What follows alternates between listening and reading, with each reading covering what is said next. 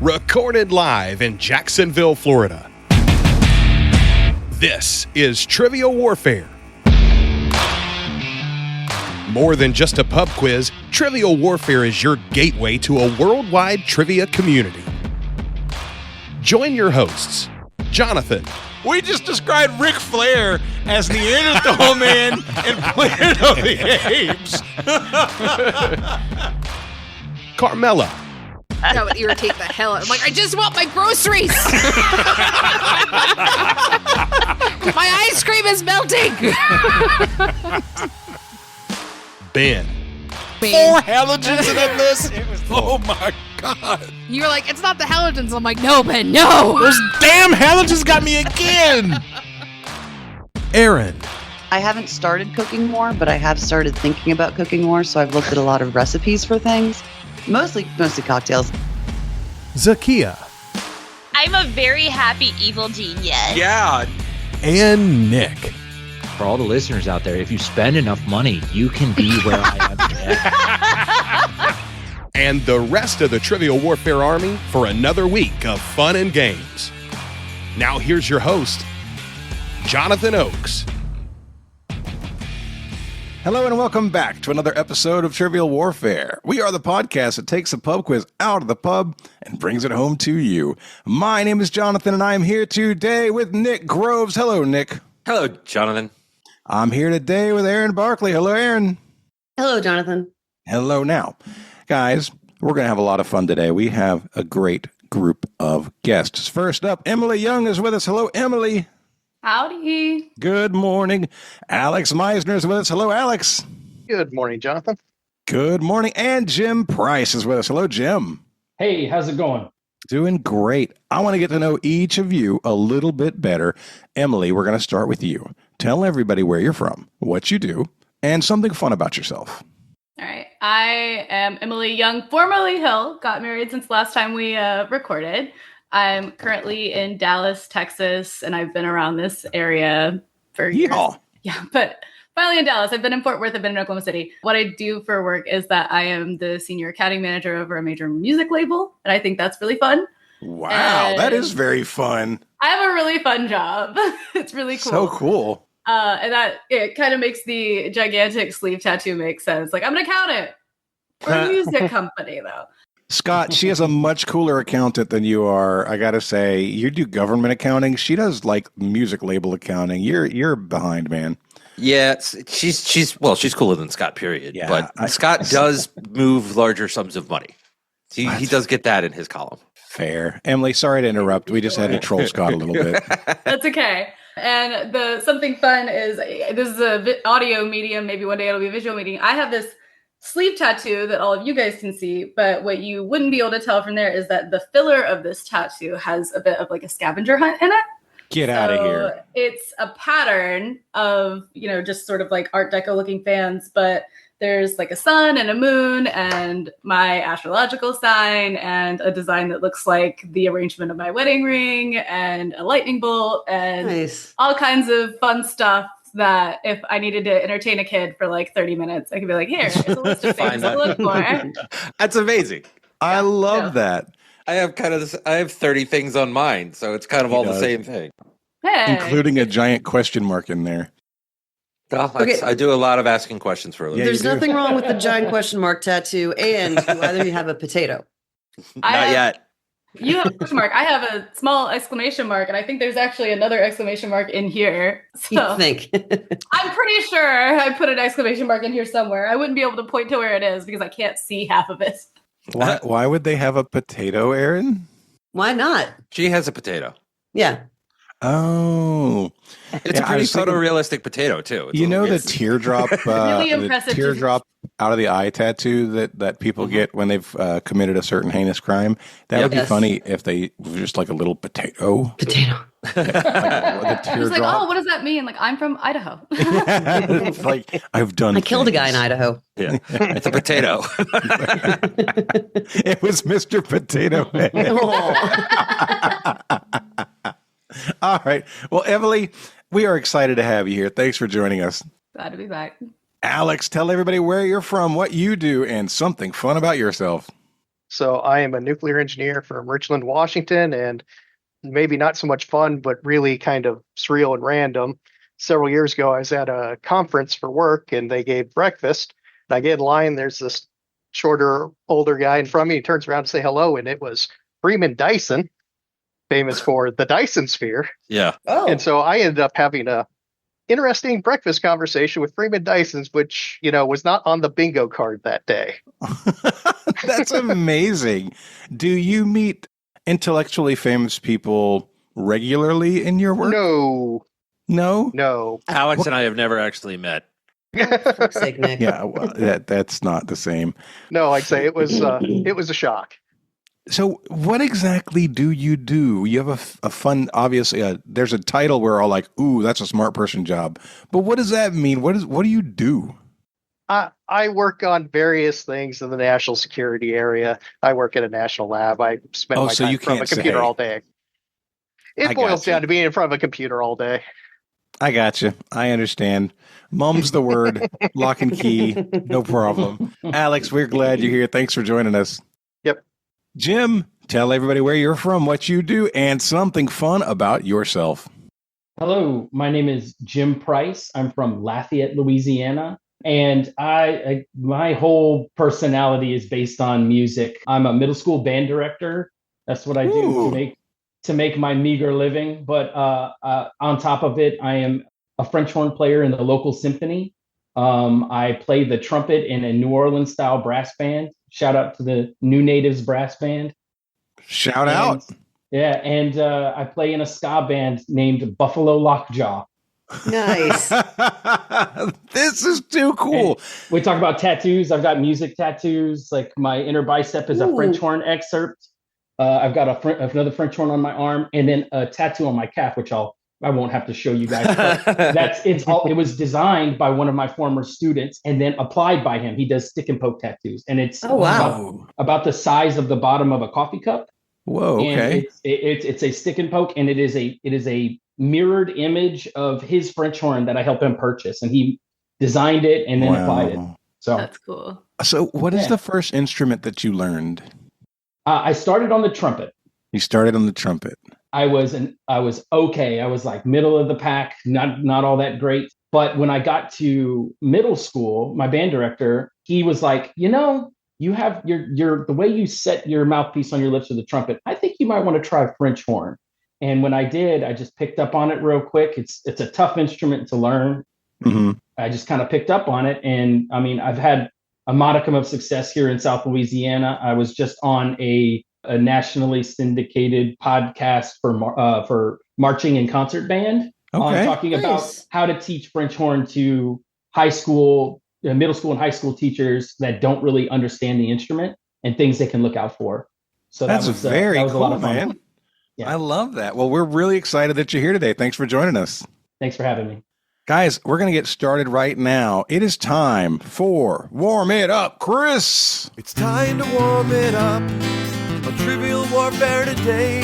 And there's only one person who can warm it up for the TWA, and that's Chris. And sometimes Jonathan. All right, Nick, you're Chris today. So this game, I think, needs just a hair of explanation before we get started. Uh-oh. I think it was 22 or 132 episodes ago, episode 409, never do math live. I did the first ever game, Trivial Warfare game, written by AI. I used ChatGPT to write that game. It was an experiment in how long it was going to take for Jonathan to replace me. On average, and so moving back the curtain for a second so that everybody knows a little bit of the process. It takes me real roughly about 90 minutes to write a Trivial Warfare game. I have lots of different resources that I use. I have a database of tens of thousands, hundreds of thousands of questions that I use. I go through it. I find questions that are good. I punch them up. I make them better. I add a backdoor entry for an answer that you can get to, or a clue, or I write a category or something like that. It takes me about 90 minutes to write a game. When I wrote that first episode 409, it took like 4 hours, didn't it? It took me 9. It took me 9 hours to write that game, to get it to a point where I was happy putting it on the air. About a year ago, I opened up ChatGPT and I went, all right, let's do another game. And after about 90 minutes to 2 or 3 hours I spent on it, I abandoned it as this is ridiculous. This isn't going to work. So another year went by, and here we are. And I said, all right, let me mess around with it again and see how far it's come. I spent about 50 minutes to an hour teaching ChatGPT about the question writing process. I uploaded and fed it 3 games that I had written so that it would learn like my style of question writing and how it would do. So it had about 60 questions. I explained to it the exact format of Trivial Warfare with the Warm It Up Chris and what the concept was before that. Mm-hmm. I then, after the hour, I said, great, write me a game. And it put out this game. And you didn't modify it. I read through it. I fact-checked it. I did not modify it. So this is 2 years of development from ChatGPT. They have back then it was just normal ChatGPT. Which model did you use? 4.0. Okay. This is going to be... Actually, no, for this one I used 4.5. Sweet. This is going to be very interesting. I'm betting it's going to be a lot better than people might guess. So, today's Warm It Up Chris is brought to you by ChatGPT 4.5. It says, I will give you one of the 20 most iconic TV catchphrases according to tvland.com. You tell me where they are from. All right. Catchphrases from tvland.com. 20 most iconic TV catchphrases according to tvland.com. Cool. Jonathan, right. you are up first. The catchphrase is yabba dabba doo. Mr. Fred Flintstone from his eponymous show. That is The Flintstones. correct. The Flintstones. Emily Young. Dope. Homer Simpson from The Simpsons. That is The Simpsons. That is correct. Alex. Lucy, I'm home. Gonna go with I Love Lucy. I Love Lucy is correct. Erin, and that's the way it is. Beep, beep. Well, I don't know that one. That's an old one. It is an old one. Take it away, old man Jonathan. I don't know the show. I feel like it's Walter Cronkite or I think it's a the news CBS person. Evening News. The CBS Evening News, Walter Cronkite is correct. Great. Good job, Erin. Jim, baby, you're the greatest. Not the category for me usually. Baby, you're the greatest. Yep. Unfortunately, I don't think I'm going to know this one. Anybody help him out? Baby, you're the greatest. This definitely sounds like the 40s, 50s, or 60s. And it feels like it's like a Milton Berle, maybe? Or Donna. God, Grace. Gracie. Gracie is... That's Burns, George Burns. George Burns. Gracie. Is it George Burns? I don't believe so, no. Oh, all right. I don't know. It's from The Honeymooners. Oh, well, that sucked. Bang, zoom, right straight to the moon. Straight to the moon. Yeah. All right, Jonathan, back to the top. 4 out of 5 on that. Oh, I'm sorry. 3 out of 5 on that first round. Still need to warm up a little bit. Jonathan, book 'em, Dano. It's either Dragnet or Hawaii 5-0. I feel like it's Hawaii 5-0. I'm going to say Hawaii 5-0. Hawaii 5-0 is correct. Yay. Emily, come on down. The Price is Right. Price is Right is right. I used to watch Price is Right. I used to record The Price is Right to watch it after school. I love that. That's awesome. Alex, Danger, Will Robinson. That'd be Lost in Space. Lost in Space. Danger, Will Robinson. You got to do the arms, Nick. Erin, Dynamite. I've known all of these, but the ones you give to me. Pretty sure. I don't know. Is this like that 70s show? It is a 70s show. Yeah. Is it? No, it is a 70s show. A 70s show, yeah. Not the 70s show. That's Good Times. Good Times is correct. All right, Jim, you're up next. Your quote is, "Good night, John Boy." Good night, John Boy. Is that Little House on the Prairie? Little House on the Prairie is so close, but that is not correct. What's their last name?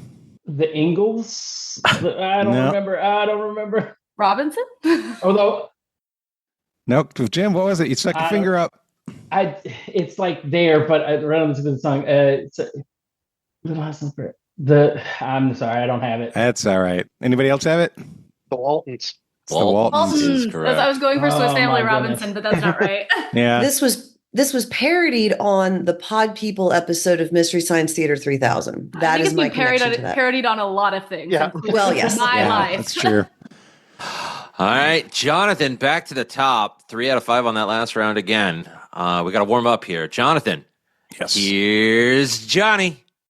The Tonight Show featuring Johnny Carson. That is correct. Which you've accepted The Shining? I would not, because it's not a TV show. But I was half expecting the person who got that to go The Shining. I mean, for me, I immediately went to Weird Al. He did he did a song called "Here's Johnny," which was based on the movie Short Circuit. All right, Emily, I know nothing. This is where my luck is going to run out. It sounds like Mr. Magoo or something. Jon Snow never says that he knows nothing, so it feels like it's not that. Right. I'm a little hurt because I wasn't doing a voice there. You just sound like Mr. Magoo. Yeah. Anybody want to help her? I believe this is Sergeant Schultz from Hogan's Heroes. Hogan's Heroes. I know nothing. Is correct. Alex, I love it when a plan comes together. That would be the A-Team. A-Team is correct. The sound that you heard was Emily hitting her hands on the table in frustration. Yeah. Erin, I've fallen and I can't get up. Is this a Life Alert ad or is this an actual TV show? You got I'm gonna give it to you. It is the Life Call was the name of the product. It's the Life Call commercial. That's not a TV catchphrase. That's a commercial. TV catchphrases, yeah. I'm playing the metagame over here because I don't actually know any of these. What I am finding very interesting is how in the zeitgeist every single one of these is. And the fact that other than like The Simpsons, none of these are recent. Like we just don't produce catchphrases like we used to. But we still know them even if we've never consumed the original media. I can think of one potential catchphrase from something in the last like decade and a half. But what's that? I've got one or two as well. Oh, I'm going to see if it's in there. Let's do that at the end then. Yep. Yeah. All right, Jim. Just the facts, ma'am. These shows seem all a little bit beyond my time. Remember when I was debating between Hawaii Five-0 and another show? This is the other show. I didn't categorize that because I was totally into Hawaii Five-0 because I knew that one. Gotcha. I'm sorry. I didn't categorize it. All right, please, Emily, do you want to help him? It seems like you might know. Dragnet. There we go. Oh. Dragnet is correct. Good work. Back to the top. This is the last time through. Come on. Lock it in, Jim. Jonathan. Kiss my grits. That is Flo from Alice's restaurant. Alice, just Alice, I think. Alice is correct. Just Mel's Alice. Diner is the restaurant. Flo is the waitress, and the show is called Alice. That is correct. Emily, Nanu. Mork and Mindy? Mork and Mindy is correct. Alex, this is going to be a tough one considering you've already said it once today. Say goodnight, Gracie. That's George Burns. That is correct. Erin. Uh-oh. Sock it to me. I don't know. Why would you think I would know that?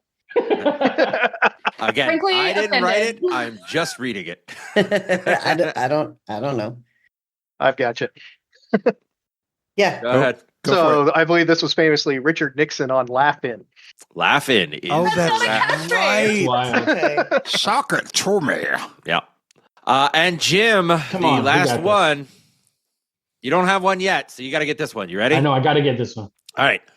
Live long and prosper. Finally. Okay. This is Star Trek. This is Spock, right? Spock from Star Trek is Hey, I got correct. one. There we go. And that is your warm it up, Chris. All right, good job. Okay, Was it? Emily, you first. You had a catchphrase from recently. What would you say? When How I Met Your Mother was big, when people would just say legendary, that was always a reference Oh, to Barney legend. from How I Met Your Mother. Dairy. Wait for it. Yeah. Dairy. Or how about Bazinga from Bazinga for sure. Yeah. Big Bang Theory, right? Absolutely. Right. Are either of those any recent ones? This Is the Bad Place. This Is the Bad Place. Yeah, that one's caught on recently. I think that's merely due to the times we lived in. Having a way to just quickly be like, this is the bad place. I hate this. That's not a catchphrase so much as a summation of reality. I love it. It's just a meme at this I point. know what it's from because they said it multiple times in the show over and over at like an inflection point. All right, let's begin. Actually, no, sorry. I'm supposed to say stuff. I've been waiting. Before we get into that, what do we think? What do we think of the Chat GPT's Warm It Up Chris round? I hate it. It was fine. You verified that is actually the list from TV Land? I did. Yeah, that's fine. It was good. Then my issue is with TV Land and not Chat GPT. Yeah, that's fair. There's only one non-TV show in it. For the record, TV Land is old shows. None of them were going to be current. But what I consider like a TV catchphrase is something that's said in a one show multiple times that creates it a catchphrase. For Richard sure. Nixon, not a catchphrase. For sure. And the advertisement, not a catchphrase. Even though, an advertisement hook. Where's the beef? It's a catchphrase. Where's the beef was 21. Yeah. No way. All right. Okay. Guys, this is going to be episode number 532. That means we are on the main feed, and we are going to have a lot of fun today. Because we're on the main feed, that means you guys who are only our every other week listeners are listening. If you want to be an every week listener, you need to go to trivialwarfarearmy.com and sign up as a sergeant or higher in order to get access to our full, actually not our full feed, our exclusive episode feed. We put out a show every week. You're only getting half of them right now. You need to go to trivialwarfarearmy.com and sign up as a sergeant. Today's game, it is going to be Emily, Erin, and Jonathan versus Alex and Jim. Nick is hosting, kind of, and it's time to play the game. Players. Oh, yeah. Y'all know what time it is.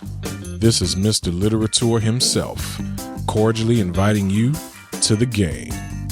This is 6 rounds of trivia goodness, 3 questions per round. Every right answer gets you 10 points. In the middle, we'll take a pause for the cause and ask a midpoint question worth up to 20 juicy points. After round 6, you can wager any or all those points you've been building up and take a shot at the final round. It's a series of theme-based questions we call the Gauntlet. It's just that easy, baby. But this game ain't gonna play itself, players. Let's get it on.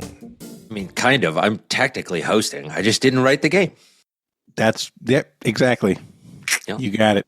Round 1, question number 1 comes to us from ChatGPT 4.5. And that's the last time I'm going to mention that as the actual person that brings us the Please question. and thank you. Yep. Your category is smells like you forgot the lid again. Which element, atomic number 16, is responsible for the rotten egg smell in volcanoes, swamps, and that one time your roommate definitely didn't microwave fish? We can lock in. Sounds like we can 3, 2, 1. Yeah. All right. 3, 2, 1. Sulfur. Sulfur is correct. Good job, both teams. Question number 2 in round number 1. Your category is batteries not included, but the trauma definitely was. Oh, boy. Which 1980s toy, designed to sync its moving mouth with cassette tapes, had glowing red eyes, animatronic mouths, and the unsettling ability to whisper threats in the middle of the night? Yeah. We can lock in. My pre-question guess was... Oh, that's right, Could have guys. Sherlocked. Yeah, so let's finish this question, then talk about Sherlocking. So somebody said Furby, somebody said Teddy Rupin. Ribbon, you know what I meant. I did know what you mean, but he didn't have glowing red eyes for sure. Okay. Did a Furby have glowing red eyes? Furby was a lot newer than the 80s. Furby was like in the 90s, I think. Okay. I mean, Teddy Ruxpin was definitely made to sync its mouth with cassette tapes, and I'm sure it could have the ability to whisper threat, but it didn't have glowing red eyes. I think That makes it look demonic. You gotta remember, ChatGPT is exaggerating. So think about like people presenting it on like anything that's fed ChatGPT, Reddit, whatever. Glowing red eyes. That's Who's true, put but glowing then I red would hold eyes this on a against. child's toy anyway. But then I would hold this against Nick for not doing his fact checking. As you should. Are there any other cassette synced things that did have glowing red eyes? I feel like there's probably some like robot thing toy where they didn't have a real face. No, it had a real mouth though. It's a moving mouth. Well, and it's saying the mouth moved with the cassette tape. I think it is a Teddy Ruxpin. The spiritual predecessor. A Chucky doll, no. There was a question on an episode, I want to say a couple weeks ago, but I don't know when it was. Time was weird. That I feel like also fit this description. It was like eating children's hair or something. And I think we all talked about Teddy Ruxpin, but it wasn't. But I do not remember what the answer was. I think this is Teddy Ruxpin. I think what you're talking about was the doll that would eat things. Like you would feed it French fries and then it'd drop into its backpack. And then that got into trouble because it was eating people's hair because I had that doll. Oh, okay. That's not Teddy Ruxpin. Yeah. And that trauma. Yeah. Different trauma, hair ripping trauma. Yeah. But I think I'm good with Teddy Ruxpin on this one because that is off the rip. I would have said Furby, but Furby is 90s, not 80s. Yeah, Furby's too new. I mean, I guess we will go with Teddy Ruxpin, but I take umbrage if it is if we're right. This question feels wrong, so I hate it. But we're going to say Teddy Ruxpin. I feel like glowing red eyes and whispering it in the middle of the night is a bit of the exaggeration of how we all feel about it in the zeitgeist now. We're saying Teddy Ruxpin. Yeah, so I have very vivid memories of having this toy at our house and inserting the tape, plugging it in, having the mouth move along with it. We went ahead and said Teddy Ruxpin. All right, so both teams said Teddy Ruxpin. The fun part about Teddy Ruxpin is that when it originally came out, the eyes were sewed on like just any other stuffed animal. But later in its production run, it had animatronic eyes to go with animatronic mouth. Your correct answer is Teddy Ruxpin. Oh my God. Yay. I mean, apparently they did glow red. I was from the generation where the eyes were just eyes. They were normal eyes. You had a Care Bear with a moving mouth. Yep. I didn't. The neighbor girls next door did. I just have to know what approval process happened if for someone to be like, yeah, glowing red eyes is totally not creepy at all. Good for a children's toy. Have you seen the Tickle Me Elmo without its like stuffing?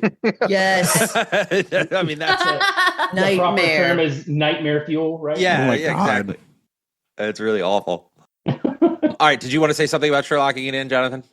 Yes. So guys, you have the opportunity to Sherlock in an answer. What that means is if you hear a category and you're like, I bet the answer is this, you can say, wait, Nick, and Sherlock in that guess to get 5 bonus points if you correctly guess the answer before hearing the question. However, this can only be done once per team per game. So you got to convince your teammates to do it with you. Once you've tried, you either succeed or fail, and it's over for you. You can't do it again. Okay? So listen to the clues in the questions. Listen to the clues in the categories, and just kind of say, hey, wait, Nick, and figure out if you are going to try and Sherlock an answer in. Okay? Round 1, question number 3. The category is less, yes, we can, and more, wait, what?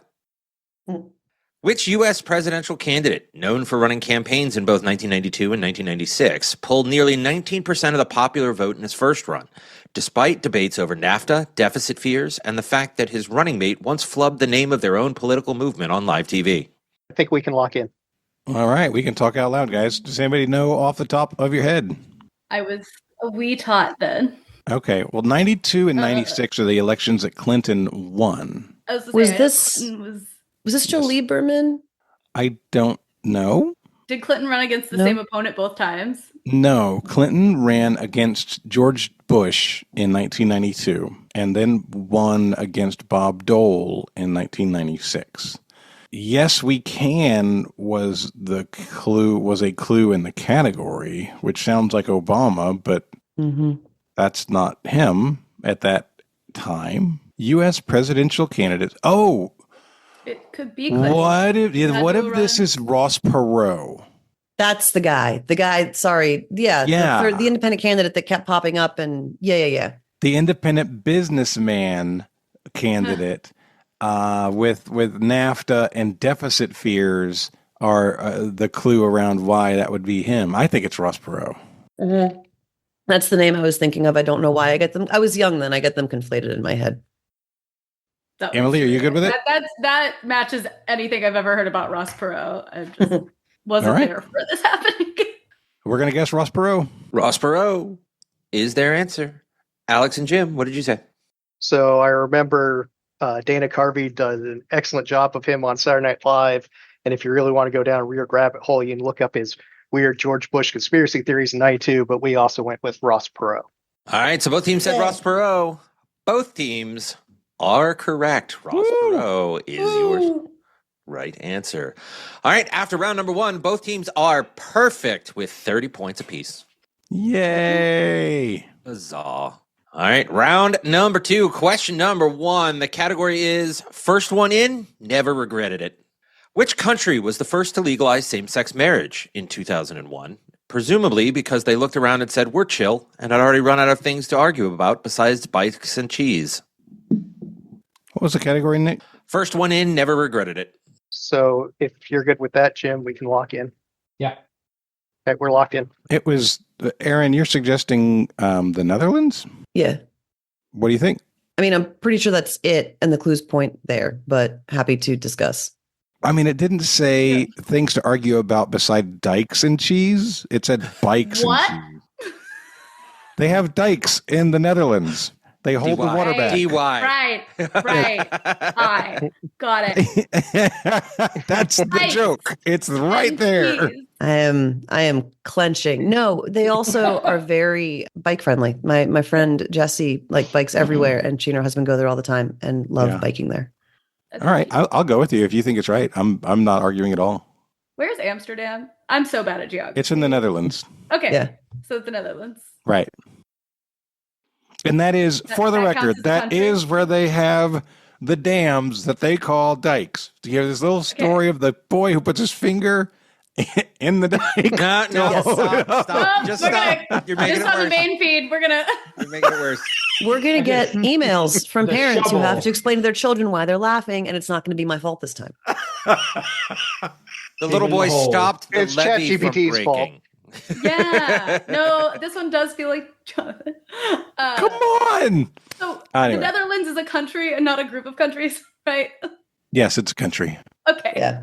Yeah, 100%. Very, very. It's also called Holland, but the country name is the Netherlands. There And is that's what we're a gonna go with. distinction. Yeah, there is a distinction between Holland and the Netherlands. I can never remember what it is. I'm sure someone will tell me. Tiny wooden shoes. That's not the distinction. All right, so they answered the Netherlands. Alex and Jim, you were in first. What did you say?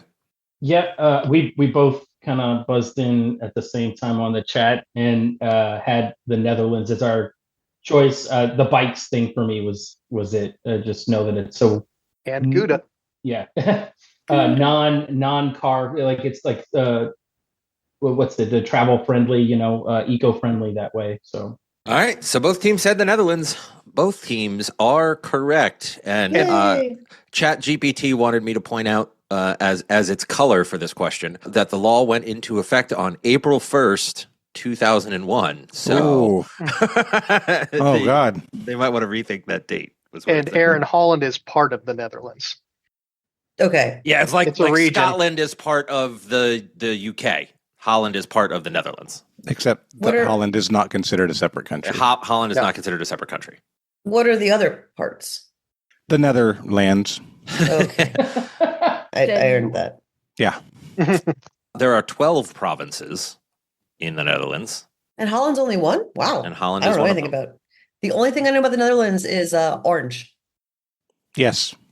I'm pretty sure they're all easy to pronounce too, right? Exactly how they're spelled. Yep. No weird letter combinations at all.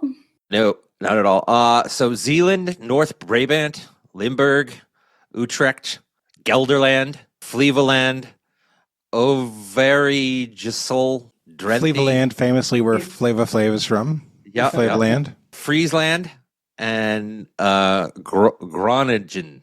By the way, you said Utrecht, which there is a famous Treaty of Utrecht, so probably signed there. I would assume it was signed somewhere in the Netherlands. Yeah. Yes. Cool. wherever Utrecht may be. Oh, it's central. Just FYI. All right. Question number 2 in round number 2. Your category is Office Memo. Can we stop it with the cloning already? Wait. Give us a second to think. Okay. No, I don't have anything. No. But I wanted a minute to think. It's fair. All right. What is the subtitle of the 1990 comedy horror sequel featuring a rooftop musical number, a spider mutation, and the rare distinction of being both a Christmas movie and a direct middle finger to corporate science? Wow. All right, we're locked in. All right, they're locked in. Jonathan, Erin, and Emily. Just Jonathan this time. And I'm going to give us another option. So I gave one option. I said maybe Army of Darkness. It is a sequel to a horror movie, and it is a comedy. Featured Bruce Campbell as Ash Ketchum. No, that's Pokemon. Ash somebody. Ash. Yeah, right. Evil Dead. Yeah, exactly. And it was funny. It was stupid. And it was around that time. I just thought, I was like, I don't remember it being Christmassy. You know what was Christmassy? Gremlins 2. I was going to ask if there was a sequel to the Gremlins. There was a sequel to the Gremlins. Christmassiness to that. They take over. The first Gremlins was a Christmas movie. The second Gremlins was also a Christmas movie. They took over an office building, which may be corporate science. I think Gremlins 2 fits better than Army of Darkness. I had a feeling towards Gremlins that I didn't get time to say in the chat because it was like something about clones. Yeah, there was a spider mutation too. One of the Gremlins built like a whole web thing, and one of the bad, greedy corporate guys got stuck in the Gremlin web. It's Gremlins 2. I feel very confident. It's got to be Gremlins 2. That's the only thing was in my head. I was like, I didn't know if Gremlins had a sequel, but I'm going right. Gremlins 2. We'll lock that in. We're saying Gremlins 2. Yeah.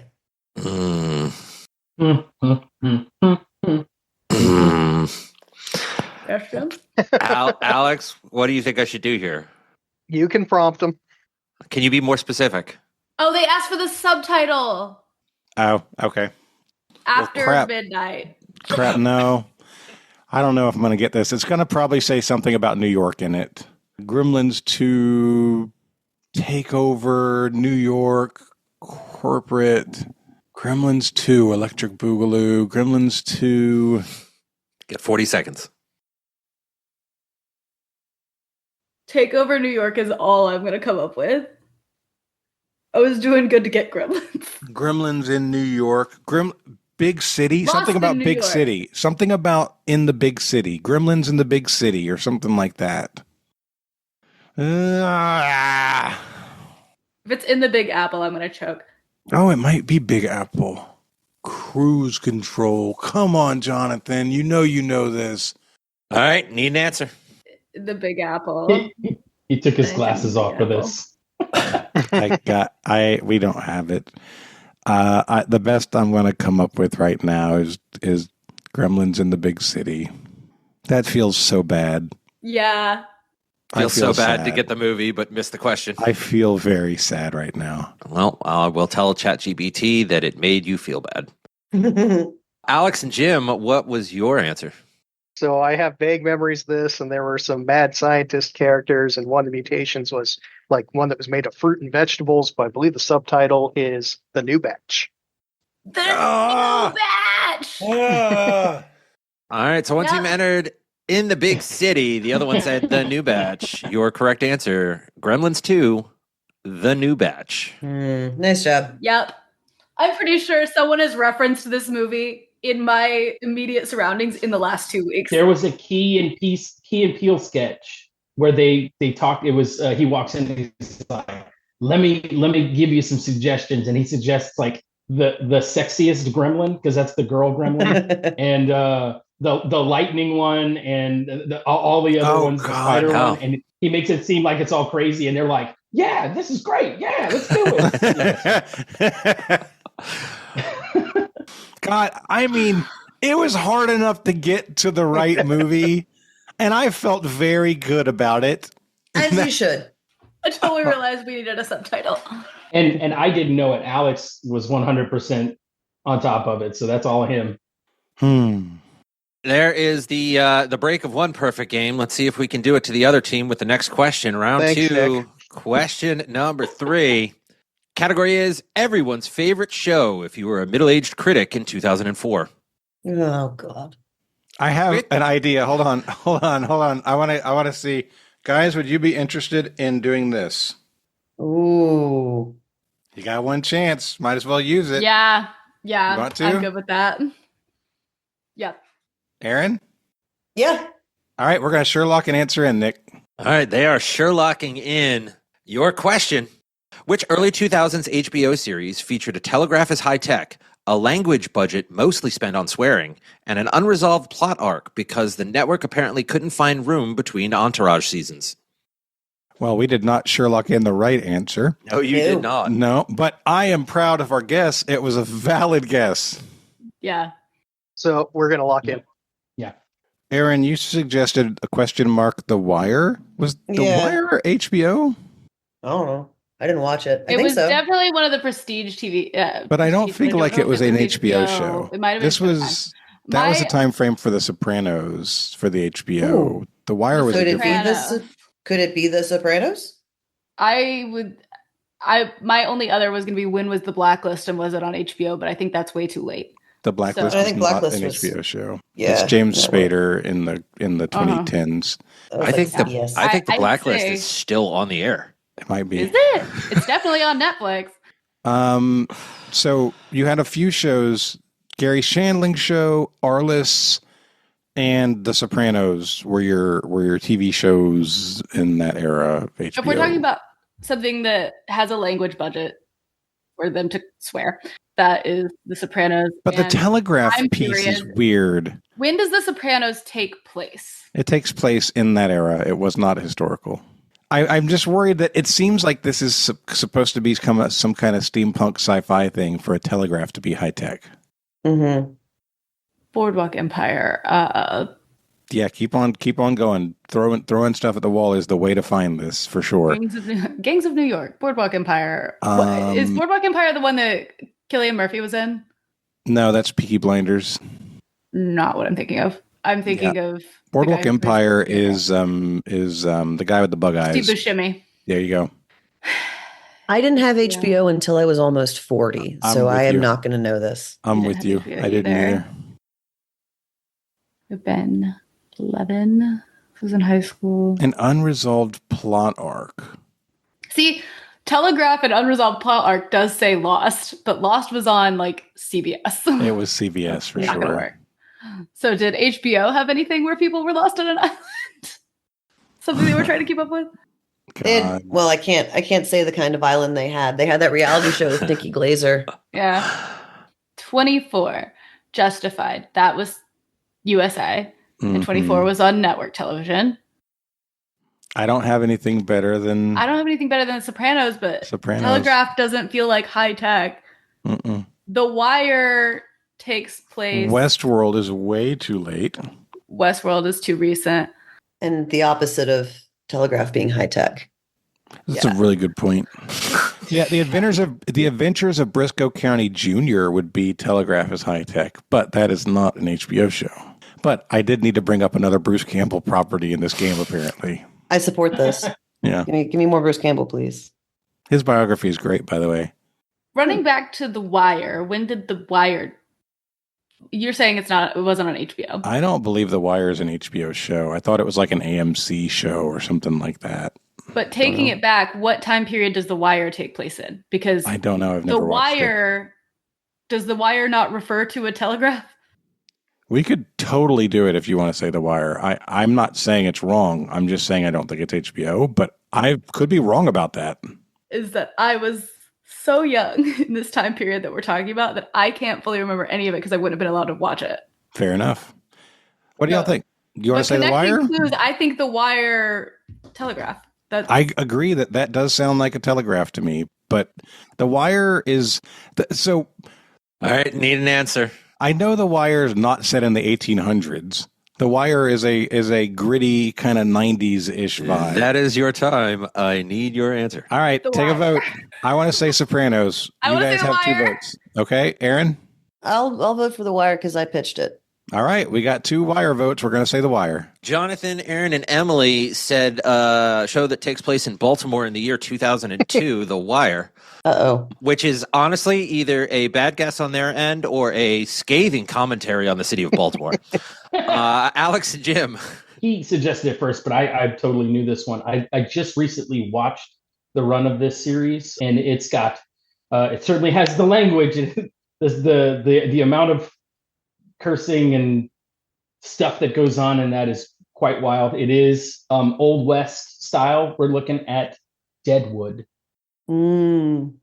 All right, so one team said Deadwood, the other team said The Wire. Your correct answer is Deadwood. Good job, Alex and Jim. We should have started naming Westerns, though. That would have possibly helped us. For the record, our Sherlock answer was Lost. Yep. It was huge at that time. Yep. Critics were all over it. Sarah wrote a book about it. She has at least one, if not 2 books on Lost. Yeah, literally wrote the book on it. Yes, it was a big deal at the time, so that felt like a very possible answer.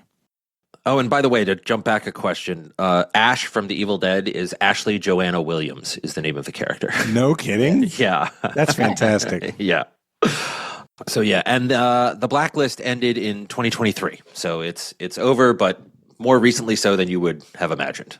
That sounds right where I thought it ended, actually. Okay, my perception of time is so messed up because I felt like James Spader was on the Blacklist the same time that he appeared on The Office. Those 2 things are happening at the same time in my brain. When did he appear on The Office? Somewhere in the last 3 seasons. I mean, he was on the Blacklist for feels like 15 years. For 10, it was 10 seasons. It was 2013 to 2023. Okay, so those things overlapping in my head is not that far off. It's not egregious. No, not at all. That's a matter of fact, it might be accurate. Might be right. I thought part of like the gag of James Spader being on The Office was that he was still kind of in this Blacklist persona when he was so the Lizard King. James Spader was on The Office in 2013, and Blacklist started in 2013. I'm not sure if they overlapped, but they were all both on TV in the same year. Might have overlapped for you when you watched it. That's also true. After round number 2, Alex and Jim still perfect with 60 points to Jonathan, Erin, and Emily's 40. Round 3, question number 1. Your category is, this is why Australia shouldn't be left unsupervised. What's up, Steve? That's another example of why. Which real-life physicist, best known for reshaping our understanding of space and time, was portrayed, sort of, by Yahoo Serious in a 1988 Australian comedy that imagined him inventing rock and roll? Meow. I am 100% sure. Oh, we can 3, 2, 1?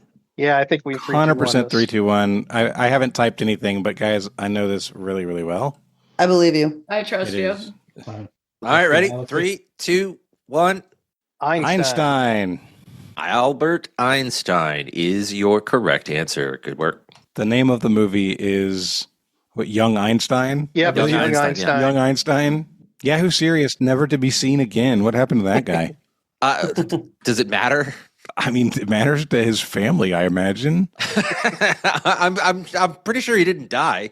Well, actually, now that I say that, Yahoo Serious is. He's 71 years old. How old was he when he made the movie? He was playing the movie was 40 years. I mean, the movie was 40 years ago, so he was 34. But he was playing a guy who was like 12. I just think you took him as 12. He was born in 1953. That's insane. But he is still alive. Yeah, no, in my head, he should be like a couple of years older than we are, Jonathan. Like, that's how old he should be. He's actually pretty good looking. For 71. I got here. I'm going to paste a picture in the chat. Before and after. They have years. 2022 is the older version. Oh, wow. He's not a bad looking. He's a good looking guy. Yep. Question 2 in round number 3. Your category is the IRS called. They'd like to know where you got all those bells. All right. Your question. Which life simulation game series, first launched in 2001, lets players fish, decorate, and take out crippling loans from a raccoon in exchange for increasingly elaborate home upgrades? I agree. Emily, you're ready to lock in? I can lock that in. Could have Sherlocked that one. We really hurt ourselves by not having a Sherlock available for this question. She knew it before he asked the question. Mm-hmm. We're locked in. Well, Jim and Alex, you can talk out loud. we get to talk this one out. I did when the new one came out just recently, I guess like pandemic time, both my girlfriend and I at the time were locked in on the couch, building our islands and doing all this stuff, hoarding bells to make upgrades on our tiny houses. Do you have any experience, Alex, in this game? I just remember hearing a bunch of people playing it early in the pandemic. I've never played it, but I remember it does involve animals and farms. So, Yep. So we're going to go ahead and say Animal Crossing. All right. So they said Animal Crossing. Emily, Erin, and Jonathan. I had this one based on bells in the question. 2 reasons. I've never played Animal Crossing at all, but which is our answer is Animal Crossing. I've never played it at all, but when I was basically applying to be on a game show, one of the test questions was what that currency was in Animal Crossing, and I said turnips, but it was bells. So now it's like locked into memory. Forever locked in the brain. Yeah, but also I have a board game called Raccoon Tycoon that we've played, and I have not played Animal Crossing, but we play it. I go, I assume this is what Tom Nook is like. That's all the knowledge I have of Animal Crossing is Tom Nook is the Raccoon Tycoon. So, and I formally apologize for using our Sherlock on the previous question. This is a shame. When you locked that in for Deadwood, I looked down at this question and went, "Oh, somebody's going to regret that." All right, so both teams said Animal Crossing. Wait, Alex and Jim talked it out. That threw me off. Yes, they did say Animal Crossing. Yeah, no, I know. But that was the first one they we talked. can just sneak it in. We just talk enough and don't say an answer. Nick will assign the right answer. That's my move. I know it is confusing, Nick, that we were the first people to lock in. Right, that was Alex what keeps threw locking me. in. I mean, yeah, rude. All right, both teams said Animal Crossing. Both teams are correct. Animal Crossing is your right answer. Good work. Nick, usually I find when I can't keep up, it's because I'm not paying attention. It's possibly happening to you. No. Well, he didn't write this round. I didn't write the game. I literally, the piece of it was, so far, over 8 questions in this game, you guys talk, and then I throw it to them to give the answer they locked in with. This was the first time that hadn't happened, so it threw me. We got to mix it up, Nick. I know it's so nice to be in a routine, right? Yeah. Question 3 in round number 3. Your category is probably the last thing you heard before buying a razor. Which ad campaign featured a CGI baby talking about stock portfolios, ran during the Super Bowl, and helped convince an entire generation that online stock management was somehow fun and easy? We're going to lock in. Just get you back in your comfort zone. Jonathan, Erin, and Emily, you can talk out loud. Well, I'm like 89% sure this is E-Trade, because I remember thinking, I hate the E-Trade baby. It's really dumb. That's one of those ads you couldn't get away from for a while. And then it was sort of this like uncanny valley thing also with the baby. It was not great. It was just disconcerting. I was never going to get this until you said it. And I look at it, I'm like, oh my God, I remember that. That's amazing. Yeah. That's so good. Now it's back in your head. You're welcome. Yeah. All right. Lock us in. Great. Thanks for the nightmares. Erin says we're locked in. Erin says we're locked in. All right, just locked in. Sorry. Good job. Locked in.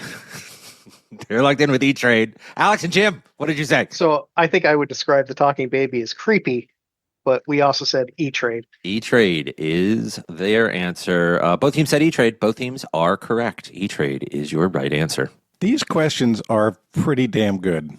Aren't they? I'm kind of annoyed by it. Yeah. I mean, like I said, I spent an hour teaching it how to be me.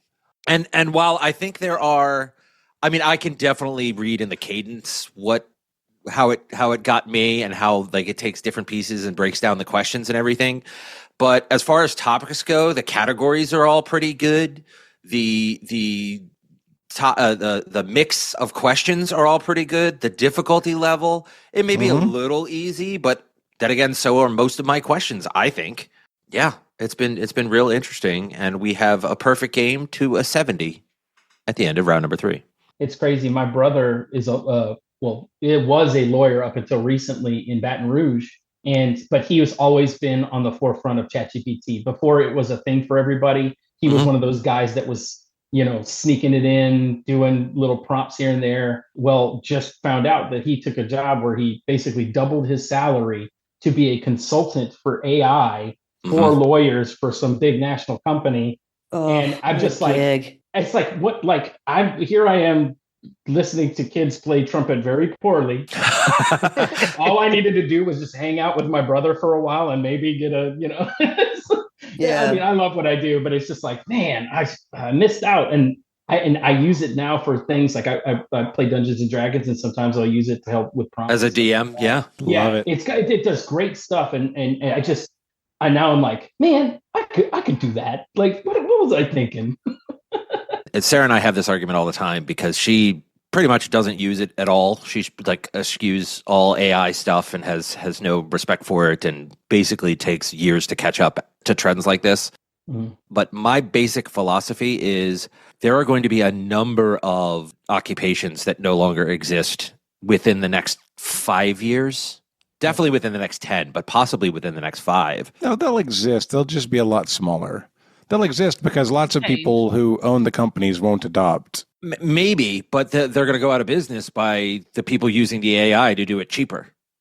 That's the issue. And that's, eventually, lawyers is one of those things. I don't know if there will ever not be a need for lawyers, but the entirety of lawyers' support staff will be out of business. Well, that's the exact thing. And he developed for his law office, like he basically threw the Louisiana, because Louisiana runs on this strange Napoleonic law system. It's bizarre. Weird. Yeah. So, well, he developed, he threw all of the case law or whatever into its own bubble. Yep, a GPT. Used ChatGPT to and created his own name for it, and was using that as kind of a thing. And he was showing all of his lawyer friends, and now the clerks were the ones who were using that, and it was just so much faster to get all of the information and not have to like dig through books and try. It was. I was so impressed when he was talking about it, but then also I was like, I started drooling because I didn't understand half the stuff he was saying. Yeah, my buddy is a city attorney down the road, and they use Robert's Rules of Order for their meetings, and he's used ChatGPT to call it up easy because Robert's Rules is huge, and when you need something and you need something weird in it.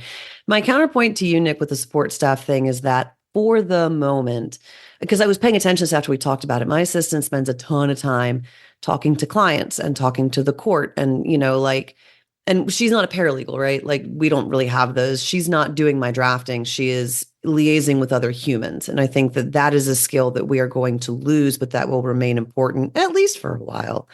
But yeah, I think having a robot do my drafting is not going to be the end of the world. All right. Right. And now it's time for the midpoint. It is for the person that does your drafting.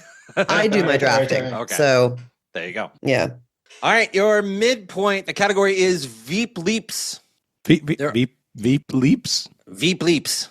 Okay. There have been 4 U.S. vice presidents that eventually went on to win the presidency through a general election in their own right, not by succession. Name them. So what if they became vice president because somebody died, and then they got elected on their own right after they had been president due to a death? If they were vice president and then ran in an election for president and won. So they had never been president before that. Correct. Like a Truman example. Truman was vice president for FDR, became president, and then he won his own election. That doesn't count. Correct. That would be a president that won an election, not a vice president. Yeah. Are you good with that list? Oh, no. You want to lock that in? Yes. All right, we're going to lock in. All right, they are locked in. We got 2. I got the obvious one. I mean, that's the one I just said, so that's 1. Well, no, there's 2. Nope. H.W. Bush. 4 didn't win an election. Right, Biden and she said Biden. Absolutely did. Oh, I don't see 2. Biden. My thing. Oh, up there. Great. Okay, yes, Biden. Cool. Let's go back in time, right? No, yeah. LBJ. Nixon was Eisenhower's vice president. I think there might be a problem with the question. Let me clarify. They were vice president at the time they ran. Okay, that's different. Well, that's different now, isn't it? Very Nick? different. Correct. Okay, so Nixon's not the right answer then. He was a vice president before he was elected. Neither is Biden. You're right. You're 100% right. Biden didn't count either. Does this change, Alex? Jim, does this change your Yeah, answer? they're It talking does again, change our and they've jobs, gotten yes. nothing of value out of you. Okay, everybody get back to your chats then. Yep. Rude. Restart the timer, Nick. Yep. He assumes I started the timer to begin with. So I think maybe those three. Oh, I'm about 80% on that. Okay. Well, I'm okay All right. if we lock that in. All right, we're going to lock in. All right, they're locked in. Okay, guys. So Okay. John Adams was definitely VP when he won his election. Van Buren was Andrew Jackson's VP, and he was the 8th president, while Jackson was the 7th. HW was definitely vice president for Reagan before winning his election. So that's 3 for sure. And the other one is probably either Madison or Monroe. Was Madison the VP for Jefferson? And or was Monroe the VP for Madison? Because sometimes there's a Secretary of State versus a VP. I think Madison was the VP for Jefferson, only because I know there was a story at some point about how Madison was such a prolific writer that the president would have him write his communications to Congress, and then Congress would have him write their communications back to the president. So it was like Madison was just running back and forth, writing these communications. And I think that started because he was the vice president. And I feel like that could be it too, because I feel like Monroe might have been the Secretary of State. Is there anybody else who's obvious though? I wanna run through really quick and see if somebody shows up. Right. So you got President's is a bad topic for me. All right, well, Madison, I just remember, was in the very beginning also, where it was more It's okay. common Let me run for, through like, some presidents and see if anybody shows up. You got Quincy Adams, you got Jackson, you got Van Buren. William Henry Harrison died, so when Tyler took over, he doesn't count, right? None of these guys in between Lincoln, they're not right. Lincoln, Andrew Johnson, Grant is not right. Rutherford B. Hayes is not right. Garfield, no. Chester Arthur, no. Cleveland, no. Benjamin Harrison, no. Cleveland again, no. McKinley, Theodore Roosevelt, no. Taft. Taft was Roosevelt's VP. Was he nominated? Roosevelt didn't die. It's Taft. He's a right answer. I don't think it's Madison or Monroe. Okay, so here's my next question. Was John Adams elected, or was he appointed by Washington? He was elected. Okay. He was a Federalist. I know and I was just thinking, in my incredible knowledge of the birth of America via the stage musical Hamilton, the whole thing was like they didn't really campaign until Jefferson. Yeah, no, it was definitely Adams. Okay. So I would say Adams, Van Buren, Taft, and George H.W. Bush. Those would be my answers. I'm good with those answers. All right, that's what we're going to lock in with. All right, they are locked in. Alex and Jim, what did you say? Alex, So I'll throw it to you. we agreed Adams was Washington's vice president, Van Buren was Jackson's, and Bush was Reagan's, but I believe Thomas Jefferson was John Adams' vice president. All right, so they locked in with Adams, Jefferson, Van Buren, and Bush to Adams, Taft, Van Buren, and Bush. A pretty easy distinction here is that Taft was never vice president. Your correct answer is Adams, Jefferson, Van Buren, and Bush. You're saying that Taft was never Roosevelt's vice president? Do I have that completely messed up in my head? Yes. Wow. Charles Fairbanks was Roosevelt's vice president. Really? Mm-hmm. Guys, I'm sorry. I was under the impression for my whole life that Taft was Roosevelt's vice president. Nope, he was president and Supreme Court justice. That was later, though. Yep. I think he was in the cabinet. Yeah, because they were like buds. Roosevelt's the one who endorsed him and pushed him over the top. God, that's wow. And then they had the falling out. I'm super surprised and confused by that. Sorry. So after the midpoint, Alex and Jim still perfect with 110 points to Jonathan, Erin, and Emily's 85. It is still a close game. So Jonathan, Taft was Secretary of War. I see.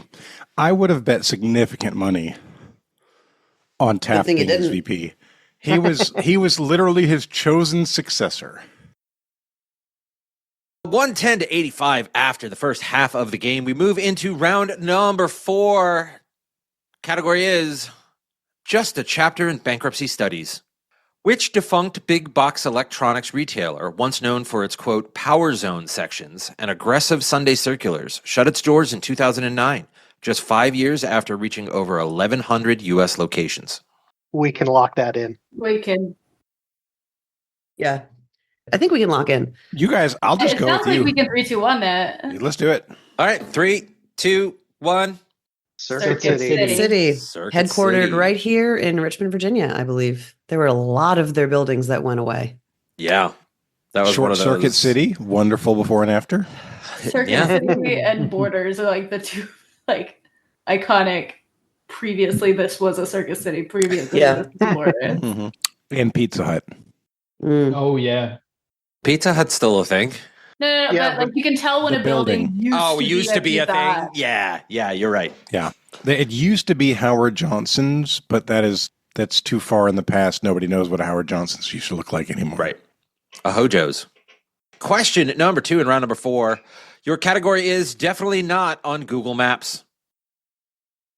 Which fictional kingdom, introduced in 1986 and known for its iconic golden triangle symbol, has appeared in over a dozen Nintendo games and is ruled by a royal family often in distress? Locked in.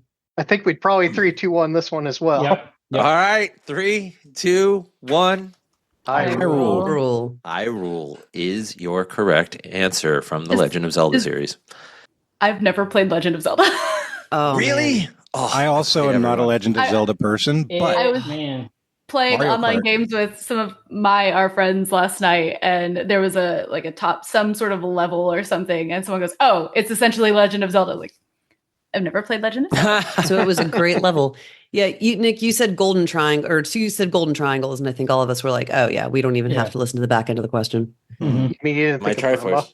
I've never played, and I know it's Hyrule. I think there's like a Hyrule board on Mario Kart, and Link is one of the racers, and Yeah. Yeah. There was definitely a 4 to 5 month period where David, when we were in our old apartment, we would be doing something, like, "Oh, we got to do this." He's like, "But I'm saving Hyrule." Like, okay. I have, for Father's Day 2 years ago, I think it was, Sarah got me this really intricate, like shadow box framed, laser cut map so of cool. Hyrule. Oh, that's cool. Whoa. Yeah, it's really awesome. I'll grab it during the next question that you Okay, all I know take a more than couple 5 people seconds who to would love answer. that. I'll show it to you. Round 4, question number 3. Category is you only get to found a religion once. Which Persian-born religious figure, active sometime between 1000 and 500 BCE, founded a dualistic belief system centered on the struggle between Ahura Mazda and Angara Mainyu? All right, we can lock it in. And they're locked in. I don't think it's Zoroastrianism. Zoroaster. That one. That's the one. Thank you. I don't think it's that. Okay. Because it's Chat GPT. This isn't Nick. Trivia hosts love to do Zoroastrianism as their question religion gotcha, but this feels bigger. Ahura Mazda is a big name for a god. This is before Muhammad. This is 500 to 1,000 years before Christ. Muhammad was 500 after. Buddha maybe is the right time frame. You could also guess at Confucianism, even though I think he was Japanese, perhaps. So that maybe not Persia. Persia would be modern day Iran. Tell me about Buddhism. Is there any thought about Buddhism here? Because Mazda rings a bell. Buddhism was your answer. What do I you know. tell me about Mazda Buddhism? rings a bell for Buddhism for me. My Eastern religions are very sparse. I took a class on it in undergrad, and that was it. Mm-hmm. I feel like when I think about Buddhism, I don't think about a belief system centered on a struggle. Right. That's fair. However, that is just vibes. Sure. You could have Sikhism. We're looking for the religious figure, though, not the religion. Oh, you're right. So it's either Buddha makes more sense as an Muhammad, answer. Buddha, Zoroaster, Confucius. It's not Confucius. I don't I don't think it is either. It's not Muhammad. It's not Jesus. It's not.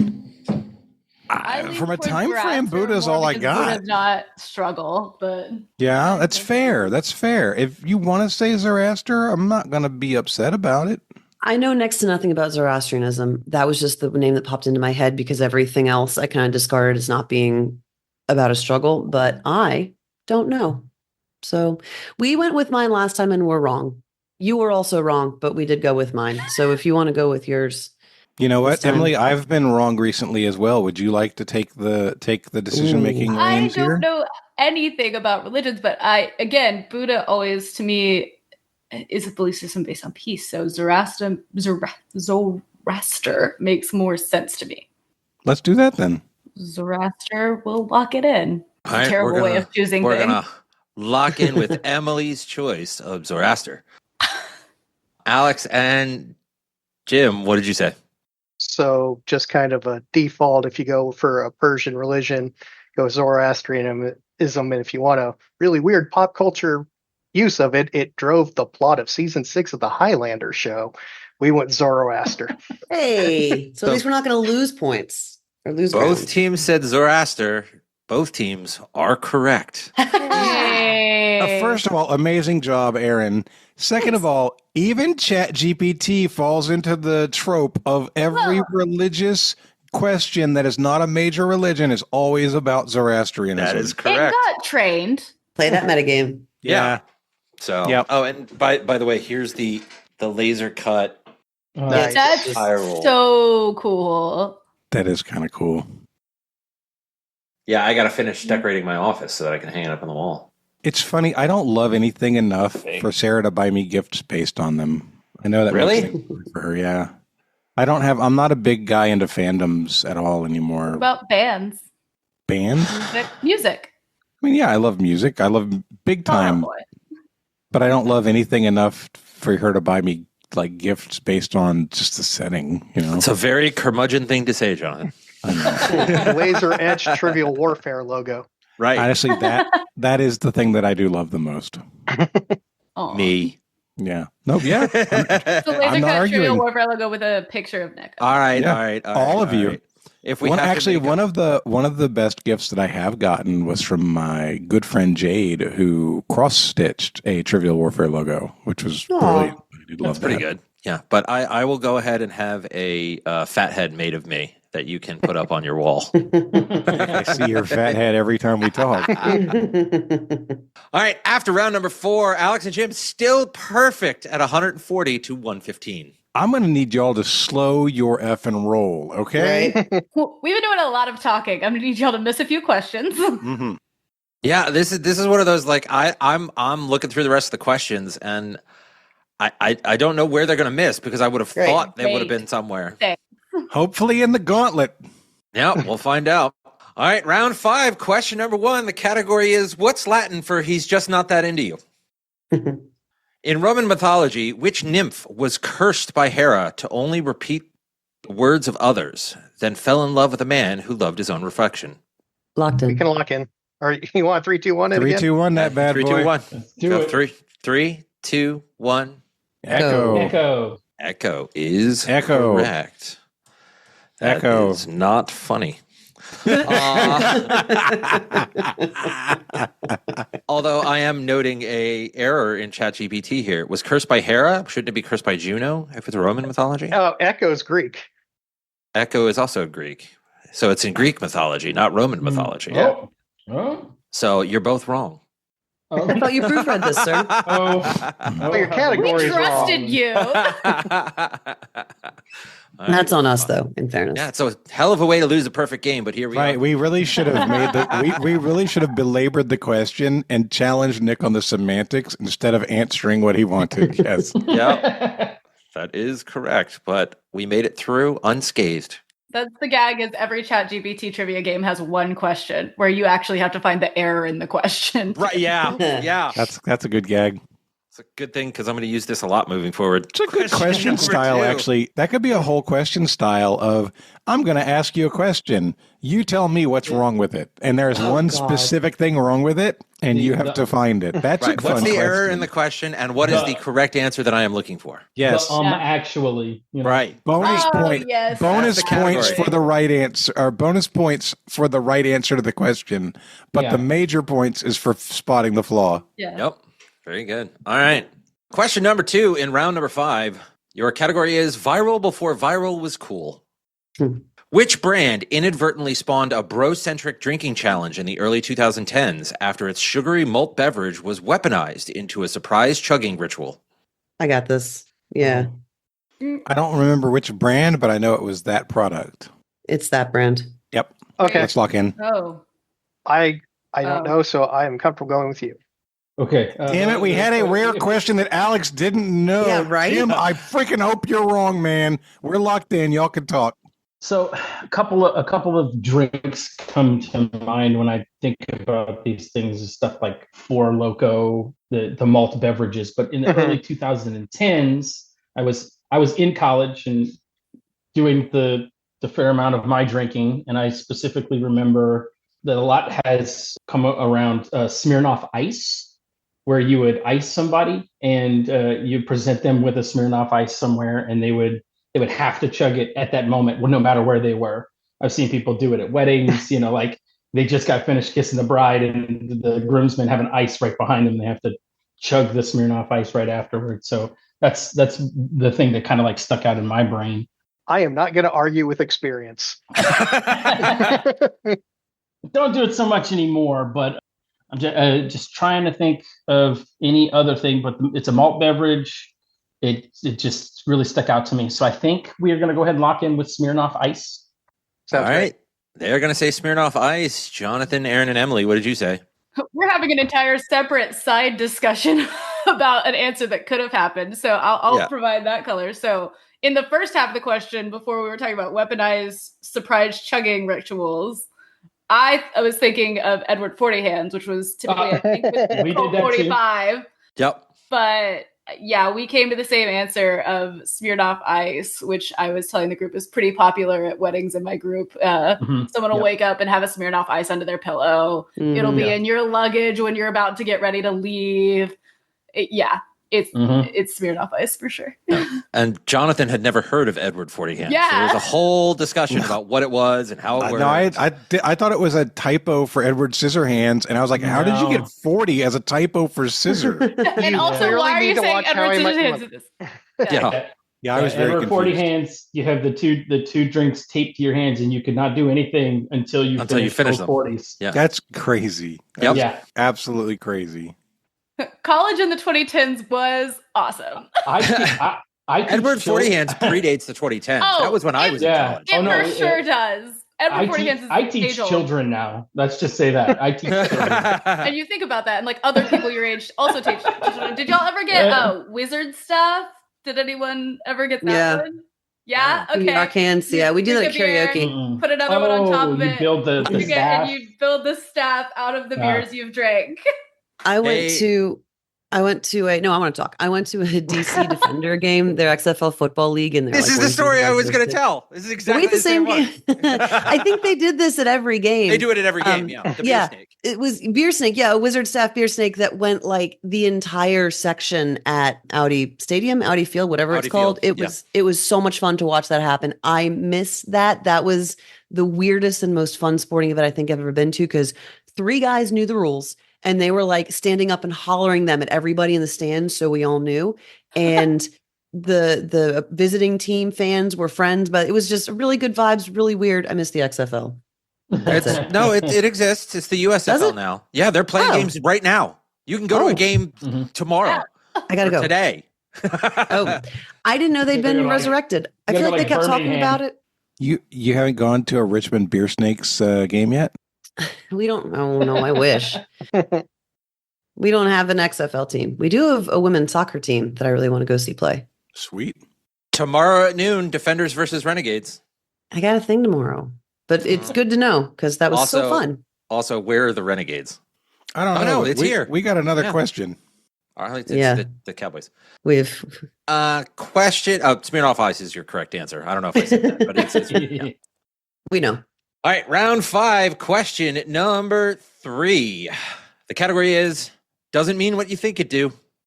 Which word, often used today to describe a quirky or eccentric person, originally referred to a professional comedic buffoon in the 16th century Italian theater? 1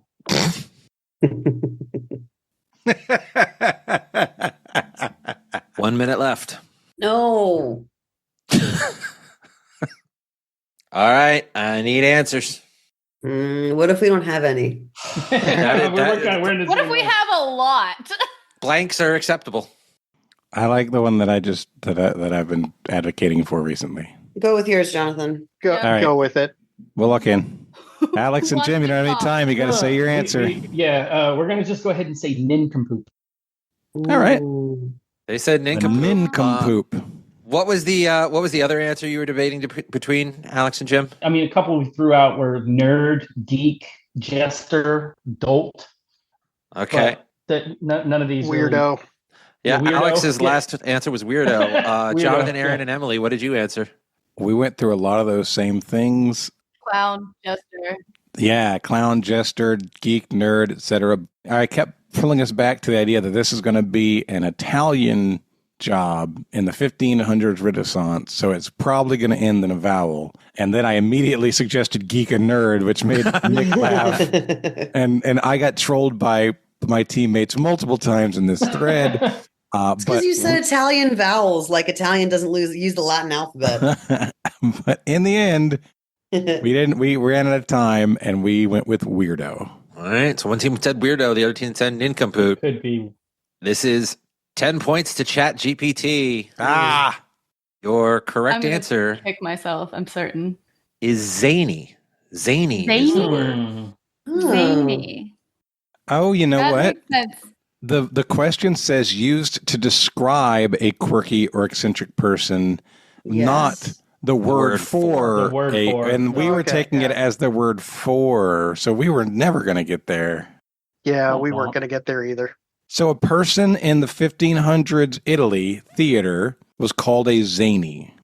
Or was described as zany. Z-A-I-N-N-I. No. The wording of the question says originally referred to a buffoon. Yes. Yes, it's the word for the buffoon, not a description of gotcha. them. Yes. Right. Yeah. So they were called a zany. Yes, they were zany then, and it is used today to describe a quirky or eccentric It person. used to be a noun and now it's an adjective. Weird. Spelling the same? No, Z-A-N-N-I. Okay, that tracks. Zanny. What's That was another one. I was I've looking been- for something that would be spelled the same. Yeah. Oh, I've been yeah. If you had known it was Duolingo spelled slightly differently, you would have definitely gotten Italian for like 15 years. Probably not, but it. All right.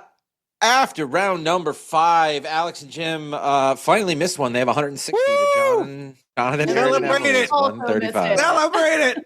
The Schadenfreude of it right here. Yes. I like how Nick said he looked at the questions and he was like, I don't see where anyone's gonna miss one.